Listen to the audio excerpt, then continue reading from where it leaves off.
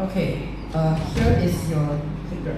Just, I think, oof, hold on. I think just experiment. Yeah. Okay, the stage is yours. Thank you so much. Thank you for coming. Thank you, Neugebauer, for having me.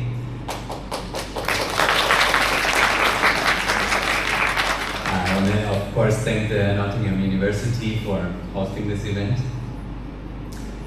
And I want to indeed to thank all the great teachers who brought me so far that I'm being able to be here and speak to you, from Ernst Götz himself, of course, the founder of Syntropic Agroforestry, Fabiana Penerero, a very important pioneer, Scott Gallant, who taught me a lot about the design.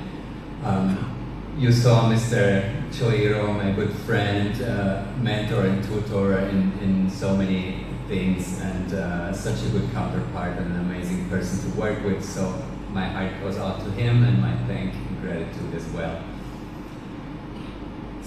Many good teachers, many people who share their information. It is pioneering work that I want to tell you from the beginning. So a lot of the wording is not consistent, a lot of the material is still in Portuguese, it starts to be more and more in English. I just wrote a little introduction to Syntropic that is going to be translated into Chinese, what is quite Taiwan specific, but still very helpful. So yeah, we're on a good way to starting this, and when you see in depth, that is not going to be possible.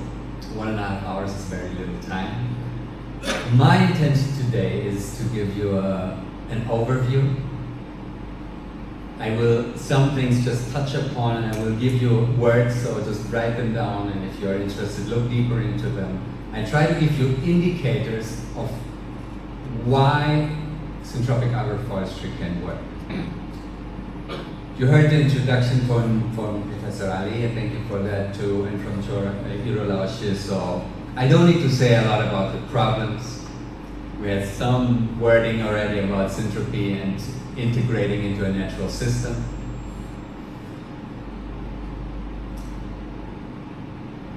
So let me give you indicators how this works. And before we do that, let me give you an imagination, let me give you pictures of how this can look like.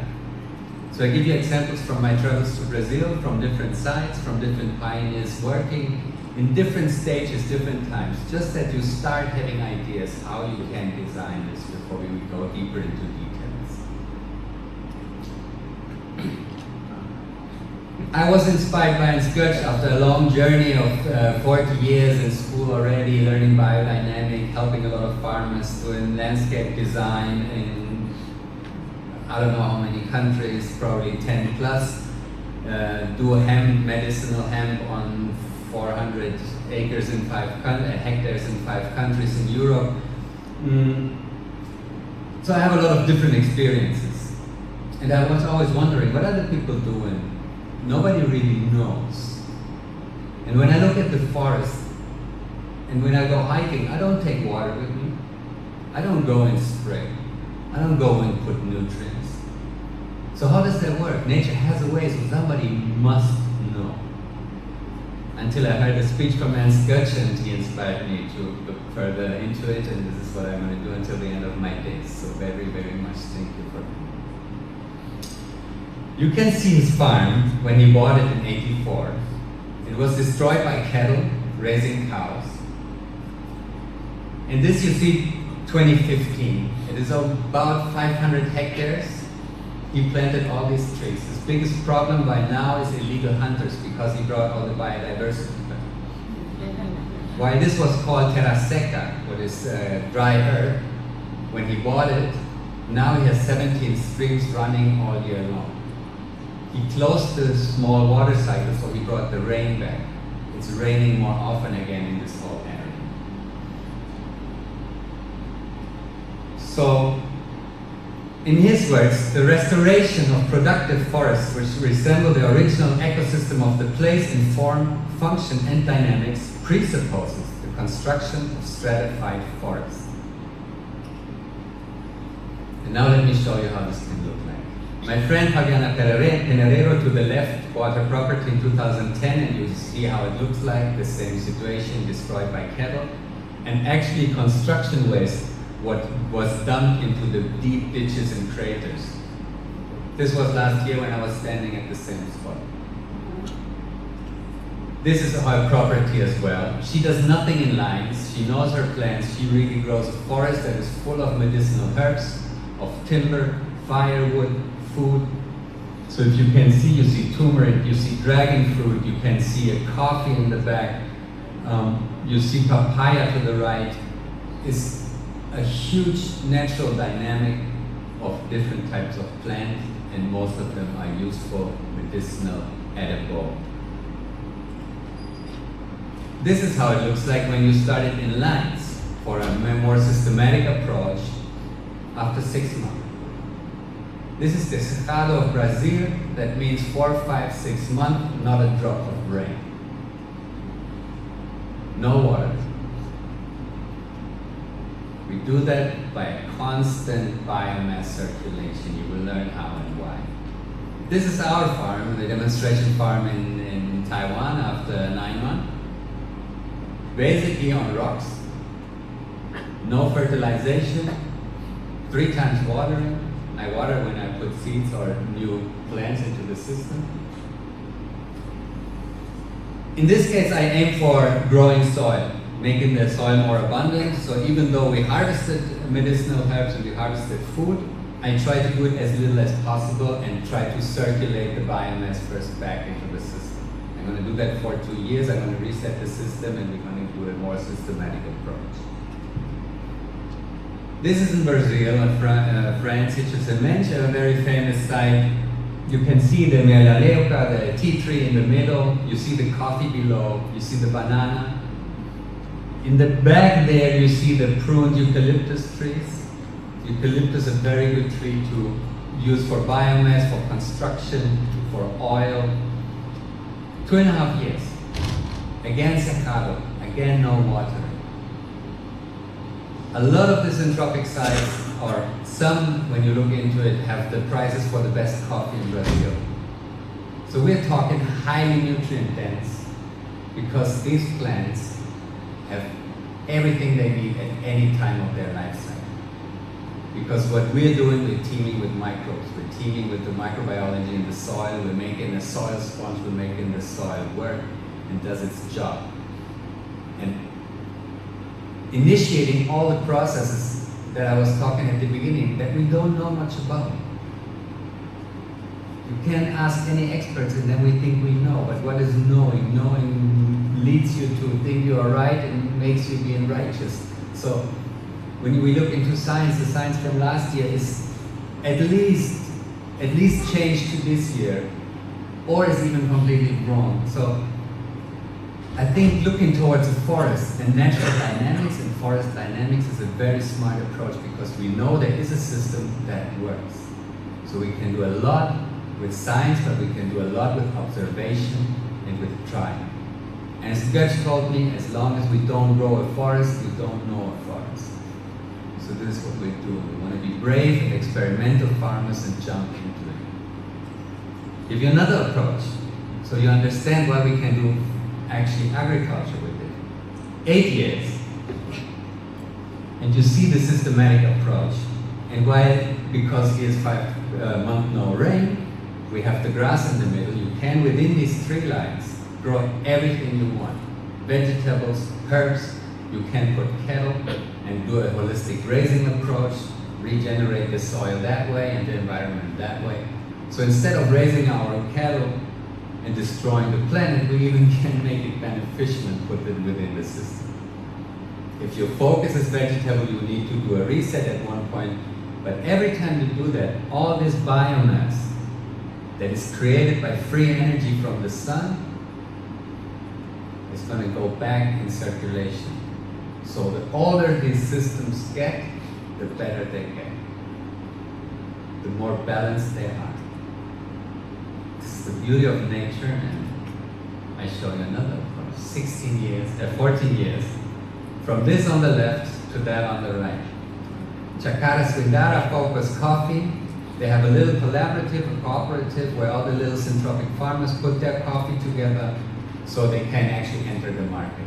You heard Shohiro last year, so it's a very important approach to find ways to compensate the high diversity that comes out of the system and the high productivity. 16 years from this to that. It's really a forest. You walk into a forest. This farm from the top looks like this. You see their neighbors? It's a desert. Every year around these farms it's burning. This forest never burns. So you can see already the difference. No inputs from outside, no watering. When you do vegetables, you want to do compost, you want to bring initial material from outside, you can do that. Nothing stays against it. The only thing that you need to know when we do this, we want to grow towards a natural ecosystem, an old growth primary forest. That means a self-balancing system. So whenever we bring something from outside, we take action and we influence the way to the natural balance. It doesn't mean we can't do it. We just need to be aware of that. After the beautiful introduction to Syntropic and definition I want to do, and from Professor Ali and from Professor Cho, I decided to do a very simple one. Syntropic agroforestry at its heart is an agricultural system that imitates and accelerates natural forest succession. And you will find out why this acceleration is such an important point. Because when we look in our natural forests and in our preservation work, it is not, they don't change fast enough. The forests don't adapt fast enough to the climate change. If you look to northern Canada, it's getting really clear. This is why we even in healthy ecosystems, looking healthy, like in Taiwan, we have forest fires. So how do we cope with that? How we do our preservation work, our regeneration work, growing our food, growing our cattle all at the same time? And for me, the answer is Syntropic. And I want to, even though Professor Cho said that already, I want to say 2 sentences to that. And I made you this drawing so it's very clear. The sun is an entropic system. It loses energy, it goes towards chaos. Biological systems are syntropic systems. They accumulate energy and transform it into biomass, transform it into material. So we collect the free energy from the sun to grow the plants this planet needs to survive. At least for us to survive within this system that we are part of. And I want to give you some numbers very quick. The average sequestration of carbon is 6.7 tons per carbon per hectare per year. If you look into monoculture, we are talking 0.5 to 2. Water infiltration rate, and the heavy rains, as you know, they increase 300 to 600 milliliter per hour. That is huge. We're talking soil sponge. We have an example in Taiwan, our first demonstration site. After 5 months, the neighbor was flooded, and you see the farmer with like a thumbs up because at the fence because her property looks perfect. All the water infiltrated in the soil, all the water infiltrated is useful for the plants, and more importantly, fills up our groundwater tables. That means the roots that are used to tap into the groundwater can tap into the groundwater. That means our forests burn less. That's why Sketch's farm has 17 streams running all year long, because we refilled the groundwater table. Very important fact. And if we have time, I want to make a little drawing about the water cycle because it's pretty exciting within this system. About productivity, 16 to 21 tons per hectare average mixed crop yield. Other forestry systems that are more limited, we're talking 2 to 13 tons per hectare. So highly productive, highly productive The only thing we don't have the market to compensate this yet. We have all the ideas, we have little examples, so we have all the tools we need. We just need to put them together and scale this thing up a bit.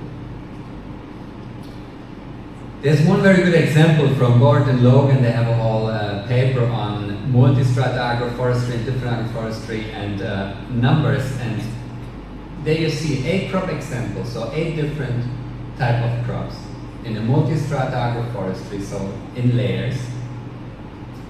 Breaks even after 3 years. If you add timber, the system gets more valuable over time.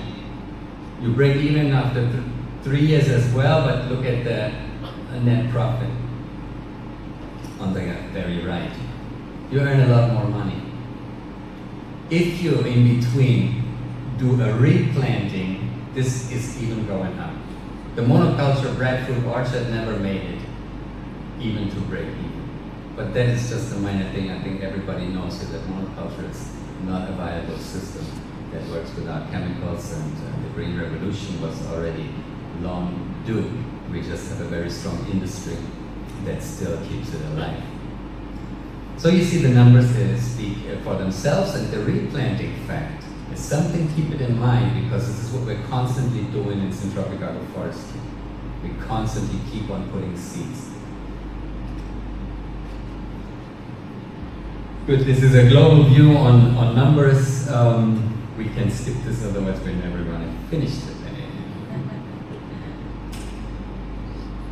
I want to look into these numbers as well, because a lot of people think microbiology, this is something foreign. But if you look in our bodies, 20,000 human genes, but 2 to 20 million microbial genes. Most of them are in our gut microbiome, doing the nutrient cycling in our bodies. So if we don't have these, exactly like the soil, like nature, the nutrients are, even if they're available, they're not going to be, even if they are there, they're not going to be cycled and being available. 10 trillion human cells, 19 trillion microbial cells. Think about that. In nature, we not only have the gut microbiome or the soil microbiome, we have the microbiome in the air, on the leaves, in the plants, in the root zone, and the soil around the root zone. And they're all different, they're all active at all time, working for the greater good for the macroorganism planet Earth. So we're going to go and feed them. We do this by using principles in Syntropic agroforestry. As you know from regenerative agriculture, from permaculture, we're talking less rules, we're talking more guidelines, ways to think, ways to act.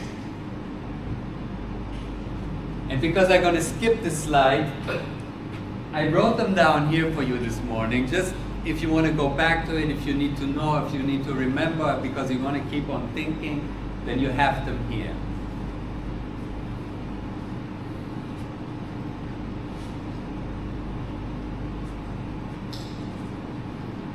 And we're going to go deeper into them. I want to start with here, the bottom one on the screen. Positive intention is what you see on the board on top. Unconditional love and cooperation. And this is what Professor Cho was talking about. What we're anticipating when we're doing this, that every being is not in a competitive relationship, but works for the greater good of the organism. So it's not about the single individual, but it's about the overall consortium. The consortium, so all plants together, all life forms together, including us. And this is the beauty of the philosophy, and a little bit mentioned by Professor Cho of Syntropic agroforestry. Ernst Goetz created a method where we reintegrate into nature, naturally. We reintegrate in what we're part of anyway.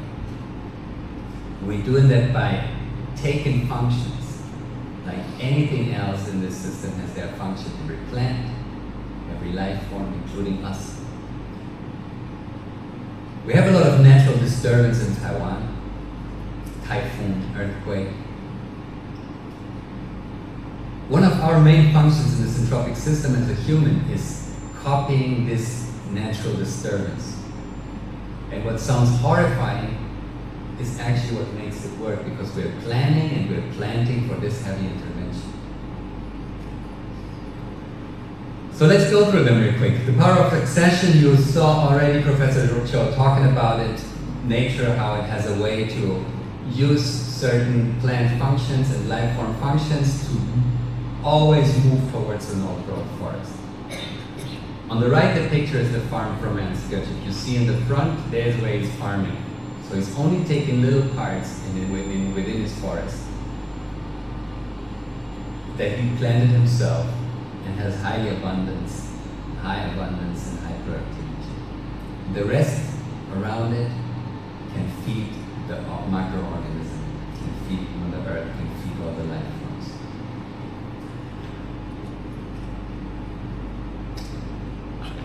A little bit of science here on the left. You see Anscot's farm on top, 16:1 fungi to bacterial ratio.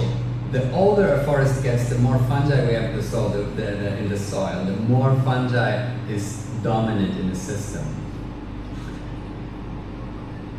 The conventional cacao farm his neighbor basically has a 0.5 to 1. So barely any fungi. And fungi, you need to know, soil fungi does a lot for the plant, does a lot for the system, does a lot of communication, of nutrient cycle, of nutrient accumulation. And then you see the native forest that is about 70 years old with a 4 to 1. So it is exceeding in 40 years what nature does in 70 years by 4 times. This is what we mean when we say we're accelerating natural succession. And this is due to this heavy intervention, this constant nutrient cycling, and constant chopping and dropping. And other reasons, we'll see. Yes, is that better?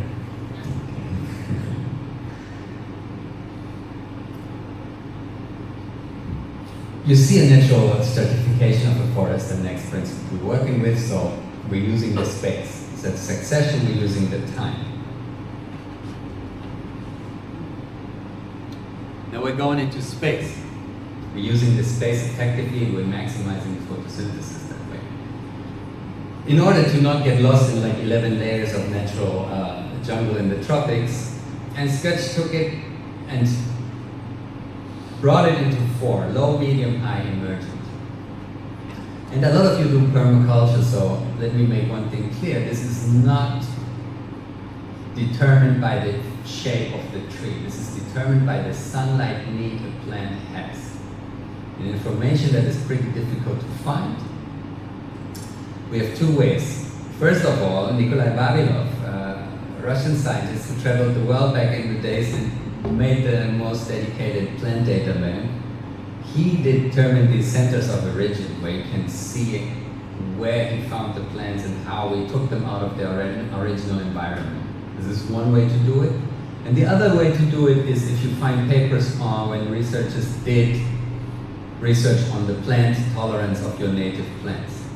Shade tolerance or sunlight need is basically the same thing.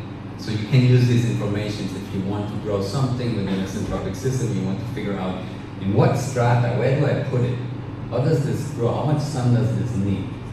How much other plants can I put on top? Or do I need to grow it under the full sun? Because we treat everything. Look at monoculture, what do?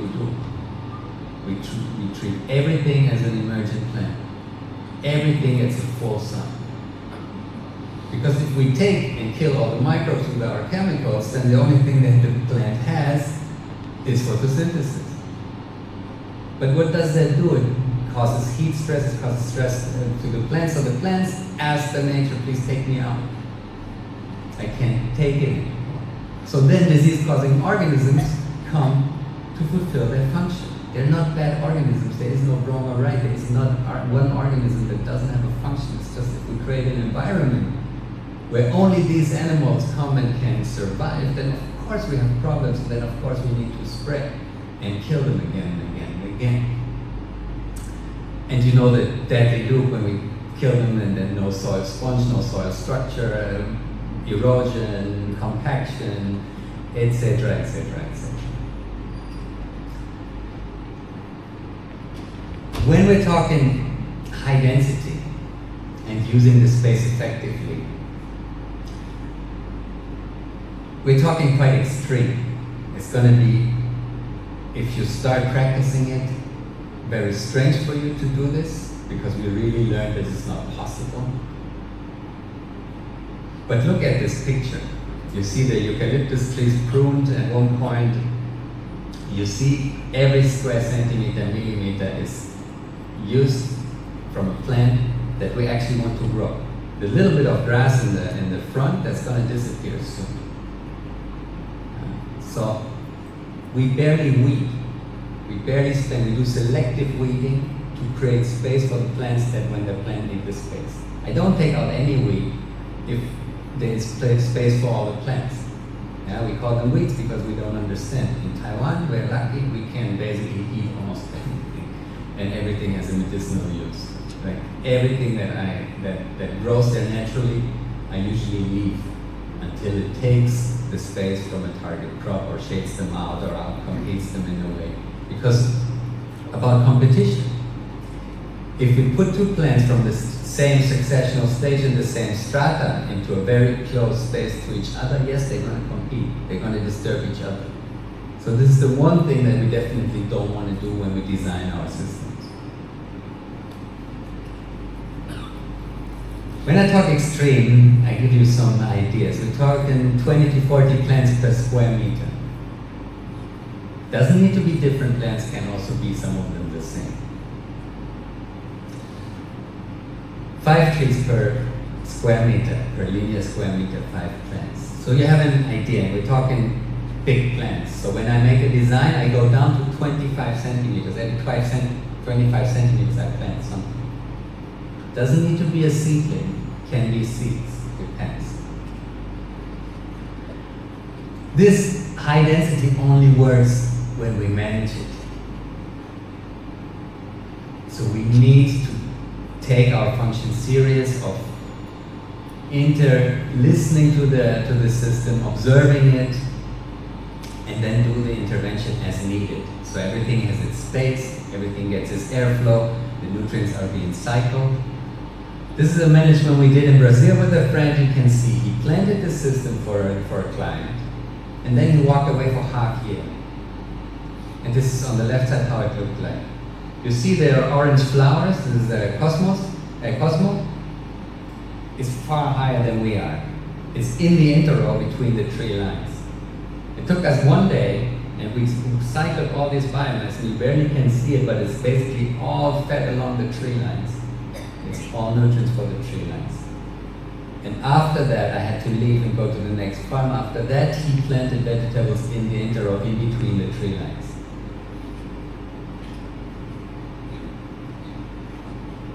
Succession cycle in nature and this natural disturbance is a thing it's important to understand, so I go very quick into it.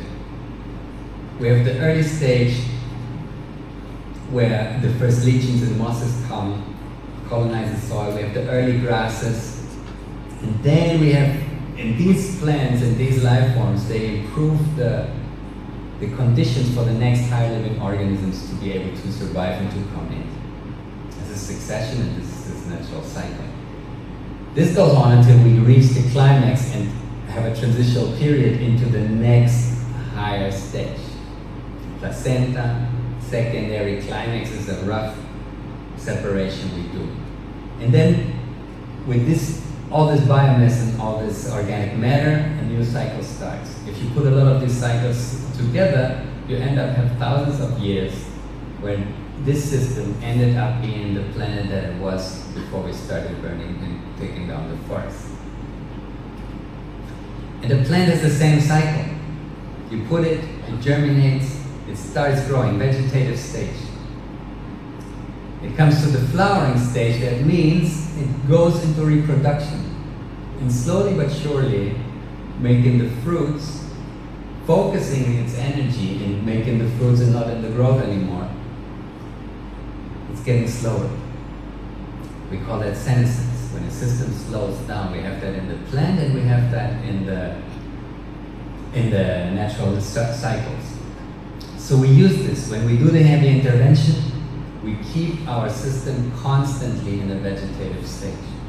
That doesn't mean that you can make your own seeds you want to, but we basically keep the main part of our system in this vegetative stage. That means no disease-causing organism that are meant to be there in the seeding and death stage to cycle the nutrients, the ones that have the function, okay, the plant that stands there dry needs to be decomposed, needs to go back in the soil. We keep them out because they're just not welcome, that it can be now competed and inhibited by the life forms that actually make this growth work in the vegetative stage work. Very important to know.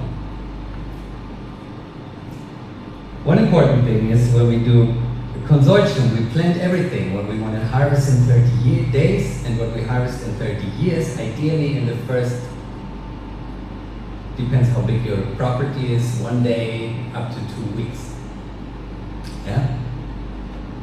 So you see here, these are the plant life cycles.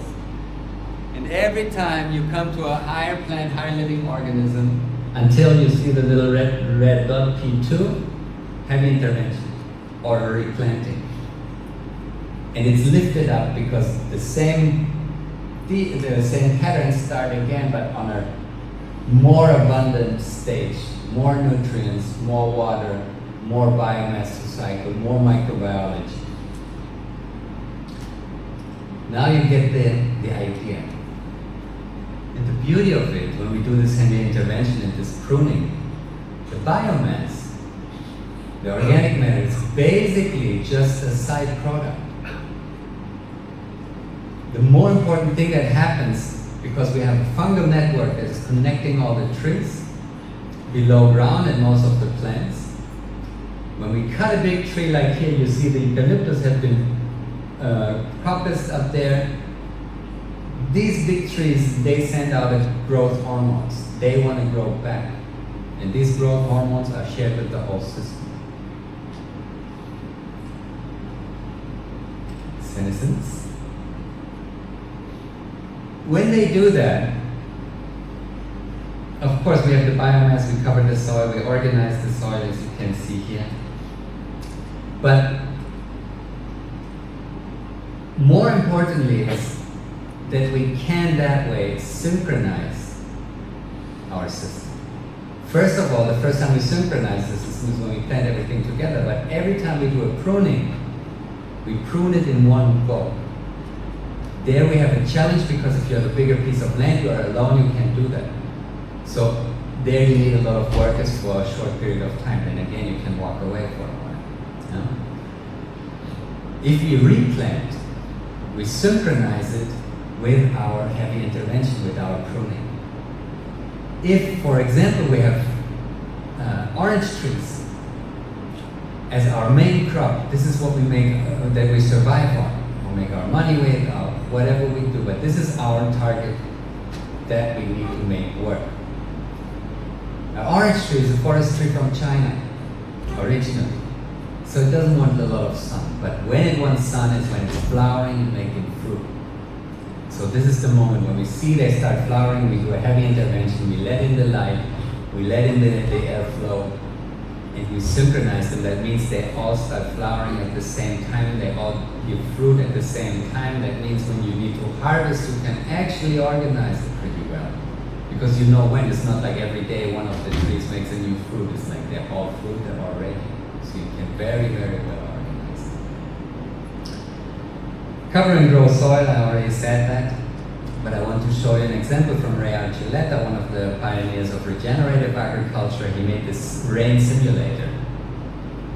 Look to the right, bare soil. What do you see is 100% runoff. The glass in the back is empty. No water infiltrates the soil and goes through. You see the darkness of the water. This is all nutrients, humic acid. This is everything you want for your plants.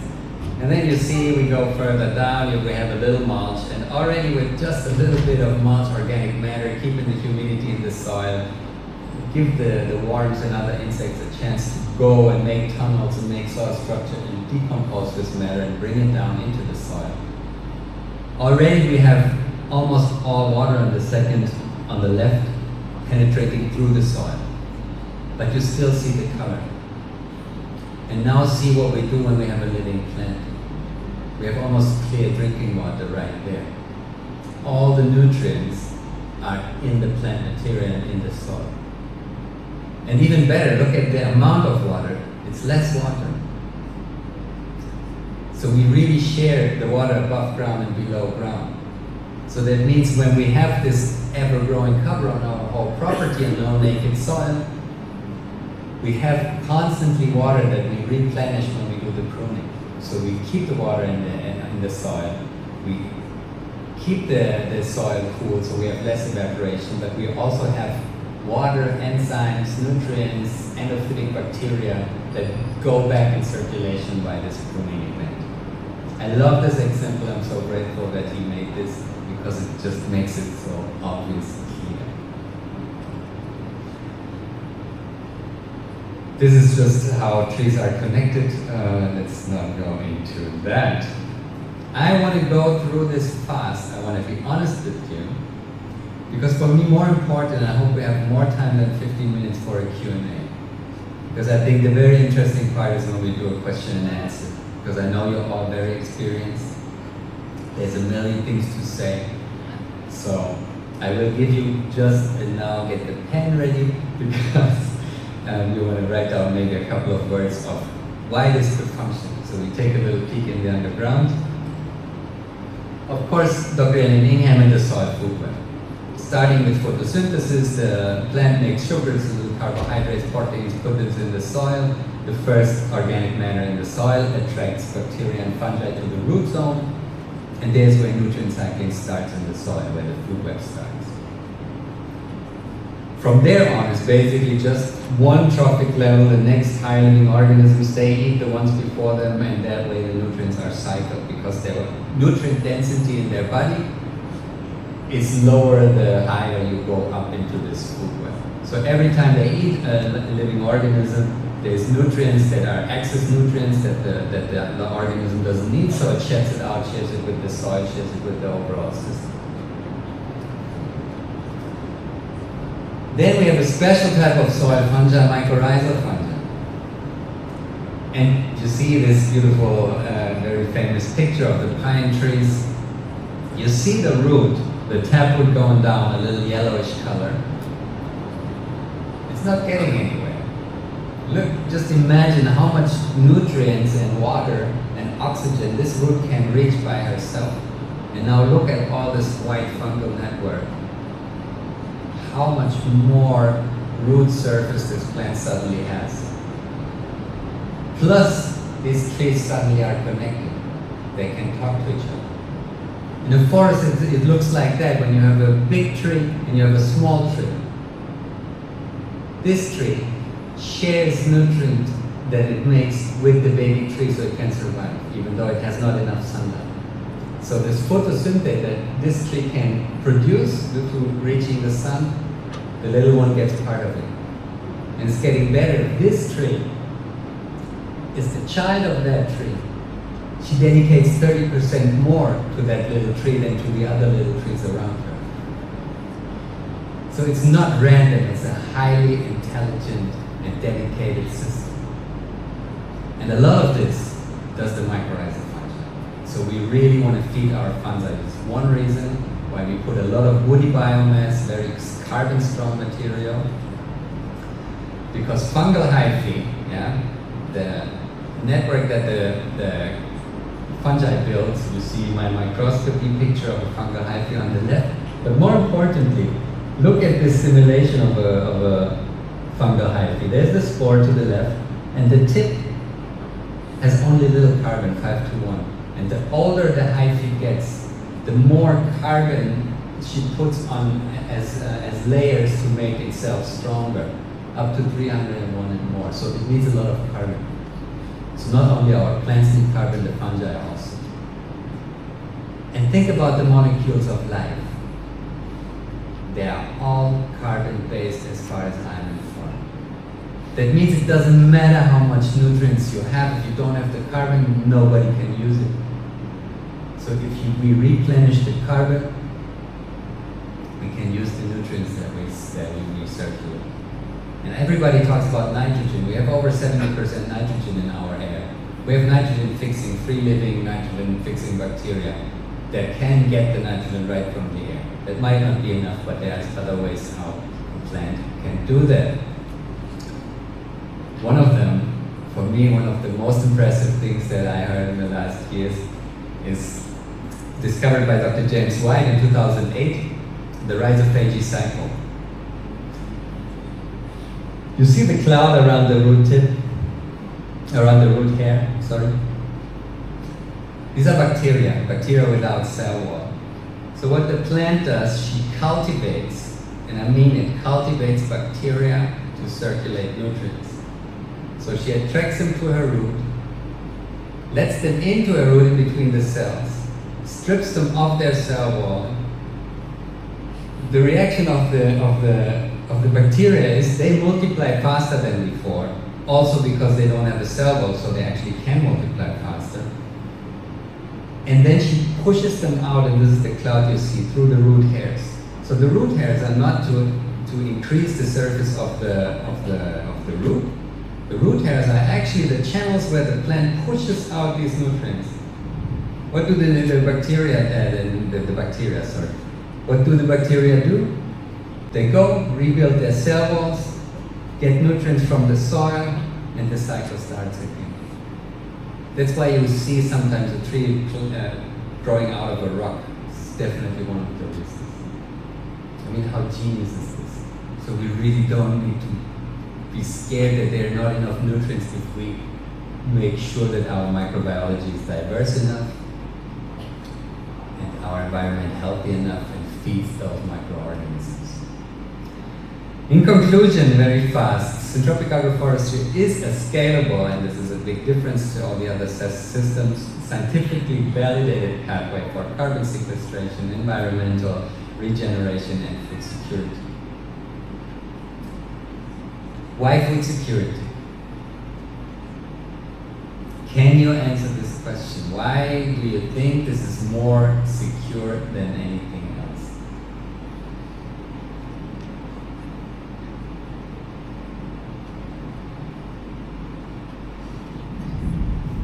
I give you the answer. It's a lot of answers, so I understand that you're stuck. And I know it was a lot of information.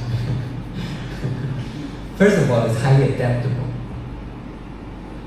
Because we have a high biodiversity in these systems if we want. We constantly adapt this by pruning and heavy intervention and supernight nutrient cycling. We can put plants in this system that are, for example, when I'm in the subtropics, I can already put some trees that are happy in the tropics because I know that climate change moves up north. So when Taiwan was subtropical, now the south is tropical. What we do in forestry, also in Europe, we start little patches where we actually plant plants that are not supposed to be there yet, but where we know another 20 years down the line, they are going to be the plants that are going to be very, very happy there when the other ones die and burn out. So thinking into the future and making it adaptable is very important. Then of course we're teaming with nature, so it must be more secure. Then we have a high diversity of crops. So if there is something coming in, some disease-causing organisms, or climate change is so rough 1 year or 2 or 3 or 4 in a row, that we really lose a lot of crops. We have always something to eat. We have medicine in our systems that we heal, that are preventive, like a lot of the traditional Chinese medicine is preventive. Then we have an aging society. We have rural exodus, so the young people move into the cities. All over the world, in 25 countries plus I have been, we all have the same problem. Sometimes more, sometimes less. And then people tell me, young people don't want to farm anymore. Yes, of course. Who wants to be under the full sun, spraying chemicals in a plastic suit, and not knowing what they're doing? To then every day wake up being scared that everything they work for is just gone. And at the same time, not really being appreciated, not being able to survive, and none of the countries I've been, without support from the state, from the governments. So it's just a system that does not work. So how can we tell the next generation that's supposed to be more intelligent than us that this is a good way to live? It's just not, period. And I'm glad that they actually walk away from it, because this makes us rethink this whole system. So I think this increases the food security. Because when we have a system like Syntropic Agroforestry, the feedback I get from my young students is amazing. Last year I would have never thought that I'm going to be interested in agriculture. Oh my God, it's like no wrong or right, and it's so beautiful, and I felt so good doing it. And then imagine, 2 years down the line, you work in the shade, the first canopy starts. You work in a 26, 28 degree when it's outside of 40 degree.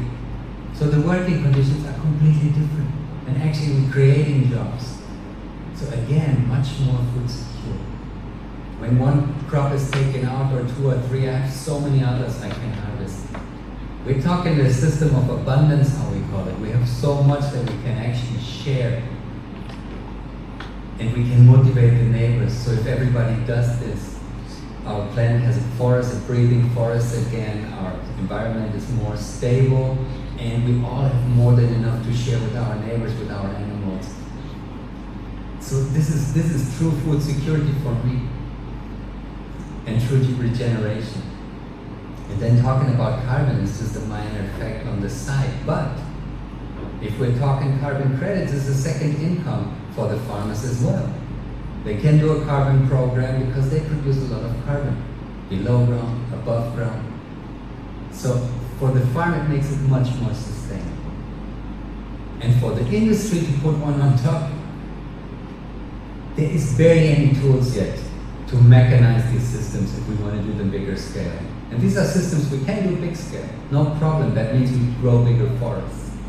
But to compensate that, we want small scale, adaptable machines that help us do a certain amount of work and maintenance. It can be mechanic machines, can be AI, IoT, it doesn't matter. Yeah? But there's a whole market to enter, a whole market to discover. And talking about total integration, we can even integrate the industry, we can integrate the governments, because I don't know how it is in Malaysia, but in Taiwan, all of these points we're talking about today, the government has on our list to do in the future. But the future is now if we ever have one. So yeah, that was my little introduction. Thank you so much.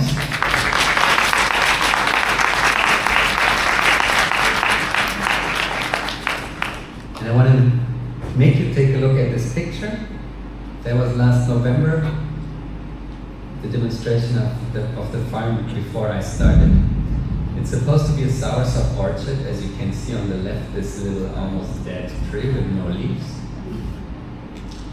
And you see on the right, 9 months later, no watering. I barely bought any plant because plant material is everywhere. We were just seed hunting yesterday at the riverside. When you walk down the road, when you drive down the road, so many seeds all year round.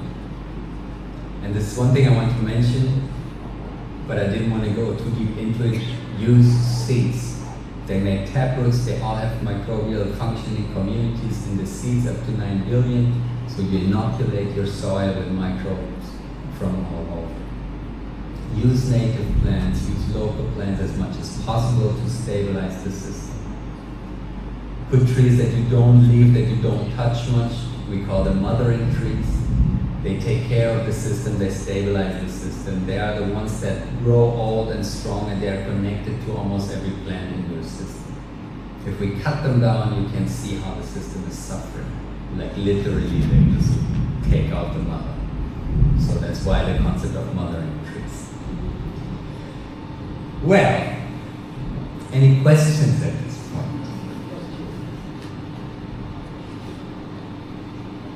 Or do you need a break for 5 minutes? You need to go to the toilet, drink something, etc. Now is the time.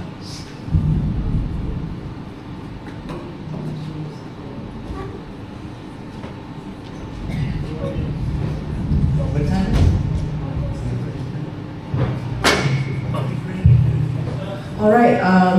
We have one question. I think after a few questions, we will release the floor for a break before we come back for a short conclusion. Is that okay? There's some questions. Perfect. Please. My question is, how do you design your farm for the Syntropic Agroforestry to make sure it is easy to access, for people to walk around, and for maximum productivity?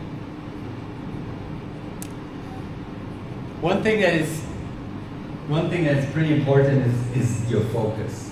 What is your focus? What do you want with your farm? Is it regeneration? Is it disaster prevention, resilience? Is it vegetables? Is it fruit trees? Is it timber? So then your question depends a little, but what we do, first of all, we go to have even sunlight distribution, we go north-south. This is the first thing, not necessarily, but first I try to go with my tree lines north-south, and I make very clear tree lines. I don't make a jungle, I don't mix them, I have spaces in between my tree lines. Let me try this. We have the north, we have the south.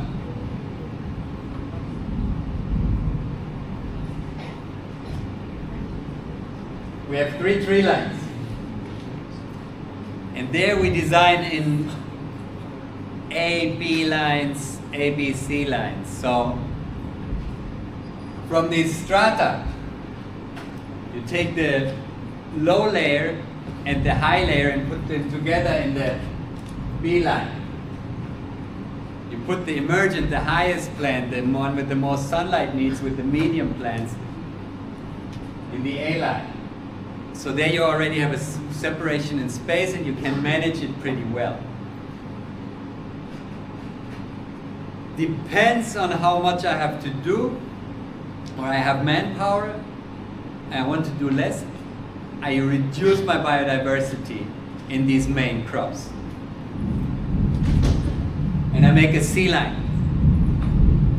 a biomass line, a line that can be more diverse, where I put all the trees that like to be pruned, that like to be cut, to feed these systems. There's a thumb rule, so you understand how to start this biomass thinking, and there's a 3-to-1. So when my system matures, every tree, every target tree, every fruit tree, whatever I want, has 3 support species. 3 trees that only exist to feed this tree and create this growth pulse, feed the microbiology. For every square meter of tree line, I have 3 meters of biomass line. And there, and I know we have a friend here who does that on his own farm as well, we're using C4 grasses. We like to use C4 grasses, so fast growing grasses that grow very high. Because every 4 to 6 weeks, we grow them here in the interrow. We can cut them, we create a growth pulse, and we can feed it to the tree line. So we have a constant nitrogen supply and a constant growth pulse every couple of weeks at a small scale. Now you talk high productivity. And this is getting genius, and I will share a folder where there's all the documents I have on Syntropic, whoever wants to read them. Everything I can find, I just put in a Google Cloud, and I'm gonna give you the link, or I share with you, you can share with them. So you can read upon it. And there's one paper from Fernando Rebello. He puts a grass line, and then he puts, one is soybean, one is corn. He does different experiments. And another C4 grass line, and another soybean or corn. Every 4 to 6 weeks, he cuts the leather, and we're talking like this narrow, very dense to the corn. He cuts it, he feeds it to the corn, he feeds it to the soya. Incredible results. Incredible results. Extremely healthy plants with a lot of like pods or corns. It depends what you grow. So you can facilitate this and not only work with the trees, but actually use this grass for high productivity vegetable system. Then one thing that you want to be aware of, the system is constantly changing. Yeah. So if your vegetable and highly productivity is your focus, you need to reset it. So when you cross this stage of where your vegetables are happy and we go more towards bushes and young trees, at one point you need to cut them, cycle them back in the system and make space for your vegetables, because most of our vegetables are high and emergent plants. Originally most of them come from forest clearings after a natural disturbance, where there's all the nutrients, all the sunlight, all the water, all the enzymes that you need to grow those. So you create these forest clearings basically in your mind, and you design your system for high productivity.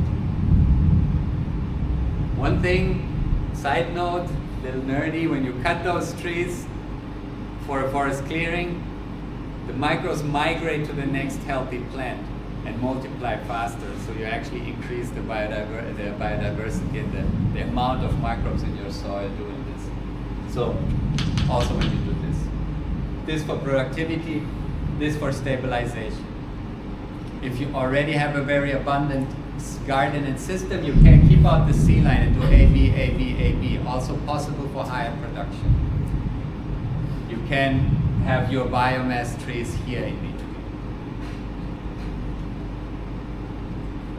Answer?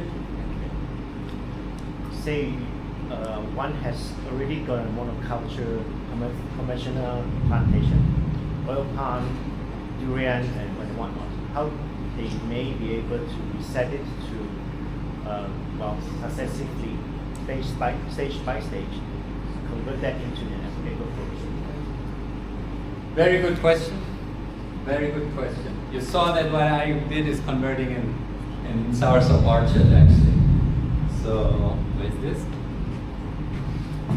The thing is with the monocultural orchards, the plant density is already very high. The plant distance is already very high. Durian, I think we're like 10 to 20 meters. 12. 12 you do? So let's draw this. You have a durian tree. We take your 12 meters. You have a 12, 12, 12 clear grid, right? Okay. How tall do you let them grow? Let's say it's an existing one, 5 years of age and above, it will be just under 10 meters. Under 10 meters. Durian, you have an emergent tree. Emergent climax. A climax emergent tree, exactly. So you need a lot of sunlight for this. That means in this case,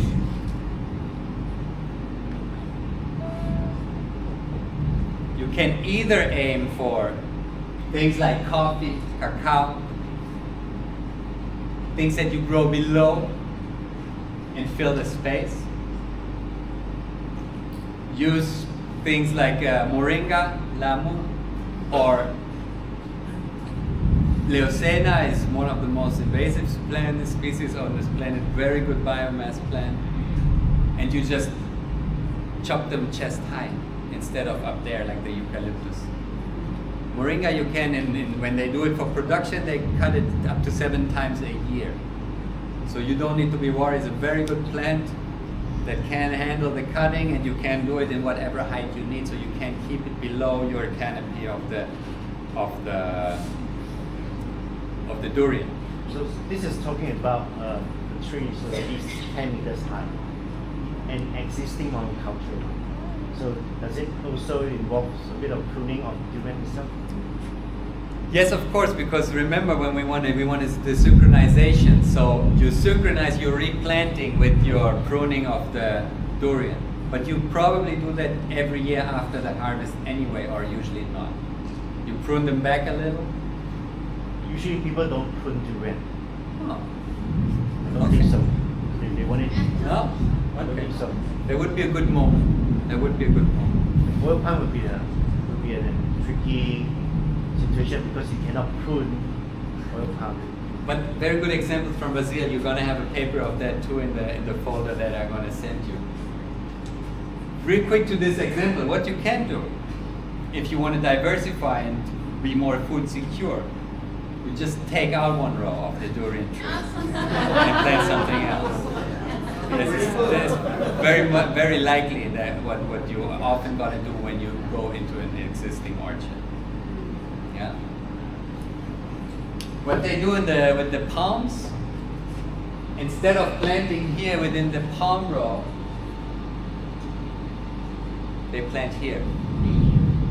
Same thing because palms are quite high, so you do medium trees, you can do all the citrus trees, etc., etc.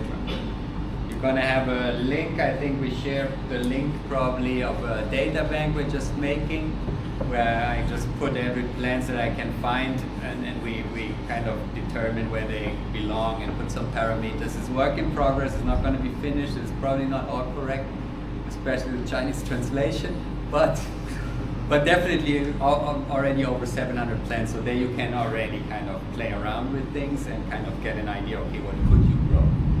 Yeah. So this is it. Either you can put it in the space between because you use plants with less sunlight need, or if it's an orchard where you don't have emergent plants, but my soursop orchard, for example, where I actually have the emergent layer still to fill. So I can do coconut, for example, you can do eucalyptus, things like that, to fill the gap and actually protect my trees. I think it's a little hard for conventional farmers to listen something like take out one row of plants, like mentioned just now, and you can see the reactions. But I mean, just to share a little bit, agroforestry has been our practice since ages ago. Look at our dusun, look at our traditional way of farming. We mix rambutan, mangosteen, and other kind of cempedak, nangka, and all that with durian plantations. And these plants protect durian from winds and all sort of things. So actually, by going back to the traditional practice, we are helping our future. But conventional farmers don't see that point. They want profit within 5 years. But you know what kind of durians that we like? We like durians from old trees. So why do we go for conventional farming when we don't like the things that comes up from there, but rather coming from a traditional kind of practice? This is something that we need to ponder ourselves. Same in Taiwan. Beautiful ancient agroforestry cultures and multi-cropping culture that are highly timed exactly in the same idea. And this is the beauty when you work with the indigenous people in Taiwan, that they're just like, they remember, they know. They're actually pretty grateful. I have a student, she's 82 years old, and she just started crying, and she was like, oh my God, like finally somebody's coming and bringing this back, because it's already there. This method is from Ernst Götz, invented by working a lot with different indigenous cultures in South America and all over the world, wherever he went.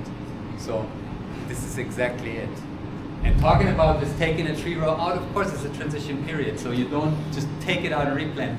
You replant first, use the spaces, make sure you have the income you need, and then if you want to transition to other trees, then you can take one out, for example. Yeah. So you have a 2-3 step transformation of your farm. Basically, that would be one option. Or you do every second tree, you know, like things like that. So you can play around with it. You don't need to go in just like take it all and then replant by zero and lose half of your crop. Of course not. Thank you very much.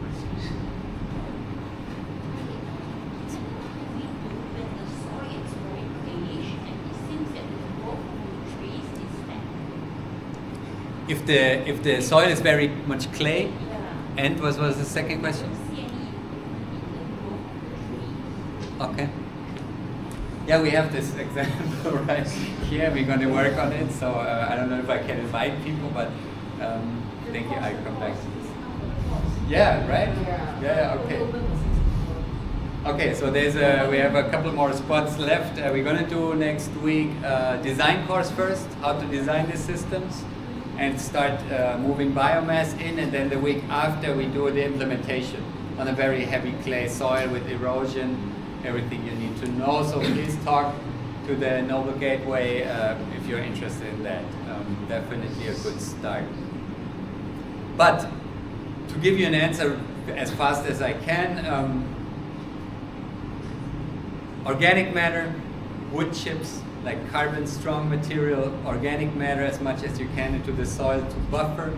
You need to know soil organic matter buffers everything from pH to heavy rainfall to and so on. So it creates a lot of life for microbes, keeps the nutrients, works like a sponge. So you want to get as much biomass in the soil as you can, organic matter in the soil as you can. You don't need to work it in. You can do a thin layer and then do the first 10 centimeters or something when you do a rotor-till, of course. You can work a little bit in, but usually nature doesn't bury things. Ideally, when you put a layer on your clay, it takes a little longer, but you have insects coming, decomposing the wood chips and bring it down into the soil and moving it, making the tunnel, making the soil structure. Worms, for example, if you know, like they never come up, you never see them, barely see them, but if you lift a piece of wood, you have 100 insects, including worms, etc. That's an important thing. If you do have logs or in any way like wood and bigger wood, it needs to touch the soil to have this effect. But then you will see, as I told you, 5 months in our first demonstration farm, water just went away, and that was pretty destroyed soil as well, and also a little clay, not as much as here, but clay. But organic matter is your answer, and living roots. Living roots, high density, living roots, living roots, living roots. They do for the carbon, liquid carbon pathway, they do a lot. They do the photosynthesis, and they push through the soil and feed every organism that makes the soil structure for you. And circulating this organic matter and make it work and put it into your soil. So clay is actually great because it has the most nutrient density of all the soils, but the organic material. If anyone wants to add things at any time, I'm very happy for a communication as well, just so you know if you have other facts or ideas. Before I come to you, we had a question back there. Now you are showing all our flatland, but our farm is actually a valley. So it's slope. We have removed the bamboo. Now it's slope, so we are planning to do this. So how would you suggest us how do we can't do A, B, because it's narrow. ACC, we can't do that. So have you ever encountered to slope them? Yes, yes. Very good. That's why I love Q&A, because every important thing you need to actually talk about comes up in the questions. We actually do something in Syntropic Agroforestry that nobody does, and that sounds a little insane. We go sometimes just straight down the hill with our tree lines, because you have easier access, so you can work very productively. But that only works if you have zero erosion problem, and if it's raining, your nutrients don't go away. So if you have a slope, highly recommended to work on contour. Like in permaculture, you work on the contour lines, and you do your tree lines on the contour lines. A very beautiful thing what you can do if you first want to test it, and also if you don't have the manpower but you want to see how it works, what we do is nests. We have a climax tree in the middle, and then we organize our stages in circles, in nests. That means when you have contour lines, yeah, this is your slope, here's your contour lines.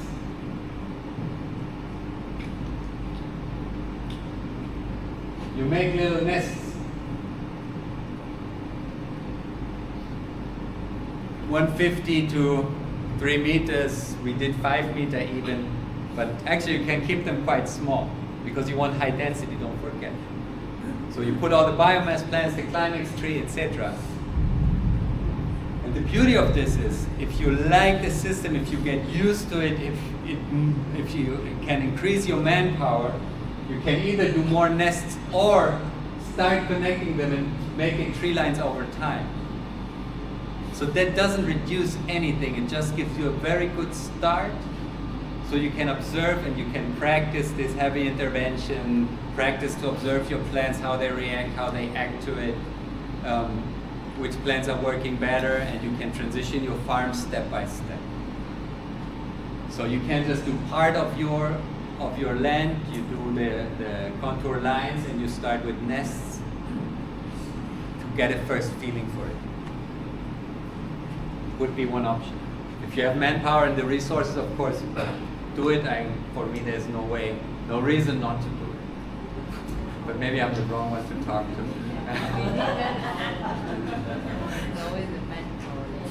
It's always the manpower issue. Yeah. But the beauty of this is, usually a farmer wakes up every morning, what do I kill? What do I destroy? What do I protect myself from? We wake up every morning, it's like, what do I make better? And the normal farmer wakes up every morning and needs to do something. 5 o'clock in the morning, 4 o'clock, 6 o'clock in the morning is already late. Yeah? I can be here with you for weeks in Malaysia. My farm is growing, my farm is getting better right now. If I'm going back, I do a management. My friend from Taiwan, he is the first pioneer in Syntropic Agroforestry, a young guy who does this on his family land. He goes to Brazil next year for like 4 months. He has no backup, nobody is taking care of his farm. He's gonna need the manpower when he's gonna be back. But the farm is getting better in that time. So it's always the manpower, yes, but only when you need it. Besides that, you can actually do something else. And I want to hook in there because of the young people and the manpower. I have this vision that if we have enough of these syntropic farms, and we have the young people in the city learning something that they want to learn and live their lives, but then we can like have an app or something that when there's a job to do, okay, here's a management to do for like 1 week, we need 20 people, this is the salary, so they can actually move out of the city. Do this 50-50 approach, 50% of their life farming, 50% learning and doing something else. So actually I think it creates a lot of possibility, this fact that you don't always need to be there and that you actually need this manpower at a certain time. It gives us the opportunity to create something new, beautiful, and pull the young people back in without them dedicate their life 24/7 on the countryside where they maybe don't want to be at that time of their life. So it's an opportunity. More questions? You had one question or something to add? Yeah, the question is almost the same. We do 3 lines of the contour. Mhm. So we already have the terrace. So we did like 3 lines on the terrace. But the issue is what you grow on the slope side. Because the slope can be very steep, almost 90 degrees. So how do you deal with that? Okay. Okay. As well. Your perspective. Great. Different ways to go, of course. Like you can do trees. You have trees like we have the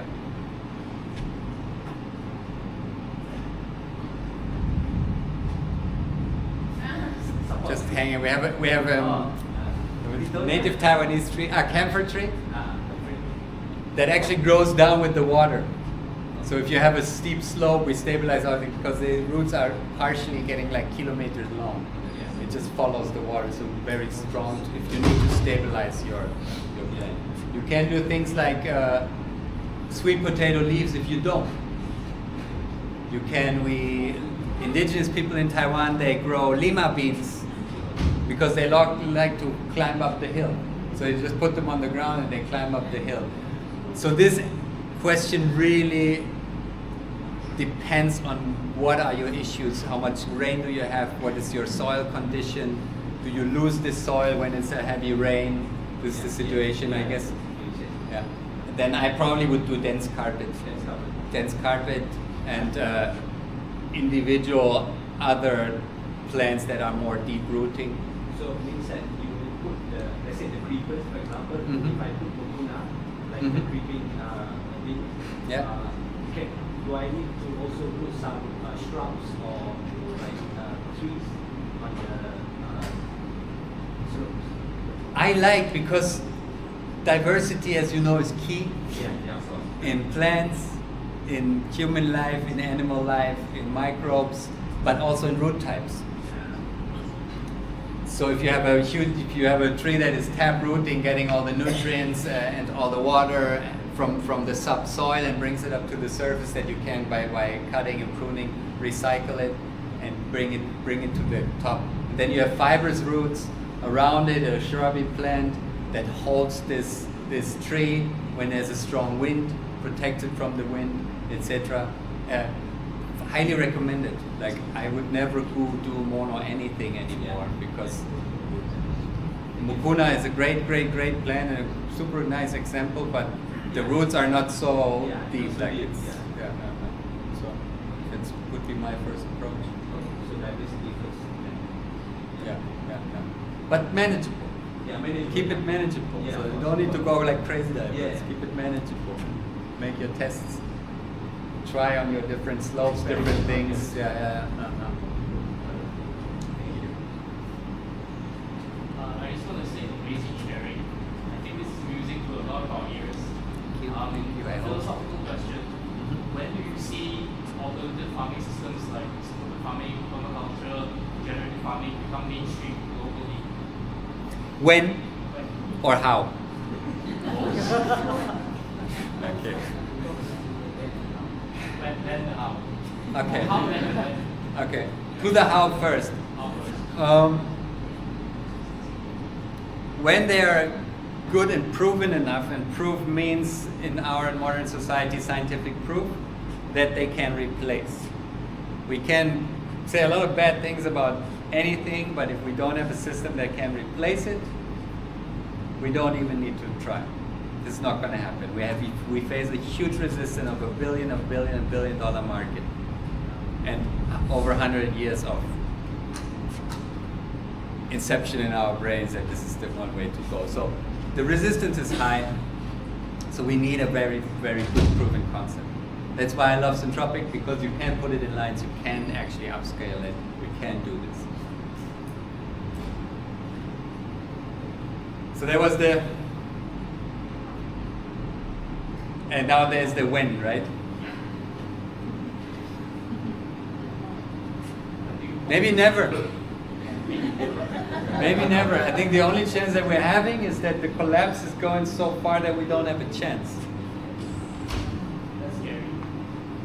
Yes, but like, it's okay. It's what it, like, life is life, you know. I know we're caring a lot about our lives and our society and the human life, but if that is it, then that is it. So I'm okay with that. But I think the pressure will go pretty high until we really demand this change, because this is about demanding the change. I mean, look at how many people come today. And I saw the list of what you guys are all doing, and I'm highly impressed, and I'm getting chills, because I am not only you with the Habitat Foundation, all of you are like very impressive, and I'm very honored to have you here and asking questions and listening.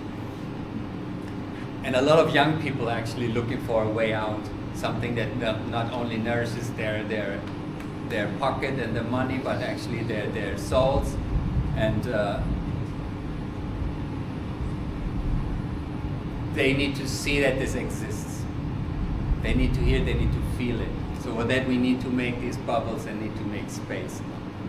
Still we have the resistance. Usually good things, when they develop slowly from the 40 plus years I have experience in our society, as soon as they're getting dangerous for the establishment, they're being shut down. Over legal regulations, there's so many ways to do this. So if you ask the when the pressure forces us to. That's just my opinion. There's one more reason to do it now, so you have a good feeling for it. Whatever you do, permaculture, regenerative agriculture, restoration, regeneration, all these things, very important to do right now. How much time do we have? Oh, I'm not going to go into that. It's going from 3 years to endless. I cannot say. It doesn't look too good if you believe the science. But I'm pretty confident nature finds a beautiful way to balance things. And that's all I care about, that it stays balanced and be in balance. And if we change our ways and reintegrate, I think we have a pretty good chance. We have a lot of potential as human with what we bring on this planet. So I think if we reintegrate, we actually have a pretty solid foundation that nature takes us under her wings and what we're a part of, and takes us, like keeps us with her basically, and we're staying one. If we keep on doing what we're doing now, then time might be short. But what do I know? This is one thing I always remind everyone. I don't know what's happening tomorrow. Nobody knows. There's one reason more to do the beneficial things that make you feel good, because we just don't know. Literally nobody can do as many predictions as you want. We don't know what's happening tomorrow. That's a fact, maybe. More questions? What are the difficulties of horticulture and agroforestry in terms of scaling up to the similar level as monoculture? Initial costs and manpower, the setup costs to transform and change the system. Then if you have an existing orchard, like in your question, that like the transition period from one to the other.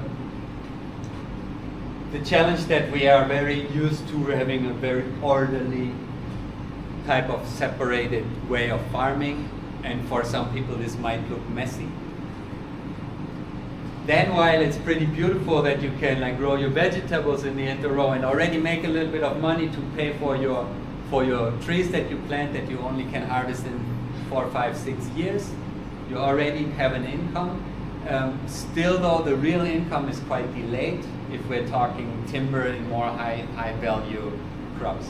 So the delay is definitely one of the reasons. And then yeah, as we said, like mindset, the knowledge that we're having right now, the way our system works, the way our system that within this monoculture and green revolution movement is supported. We don't have much support for this. It's changing right now, but you still need to back for it. It's not coming on its own. Give you an example. In Taiwan, we have the farmers get money from the state, so they stop farming. So stop to destroy our Mother Earth, we give you money for it. So they just don't have a reason to do anything. They don't need to transition. It's so absurd.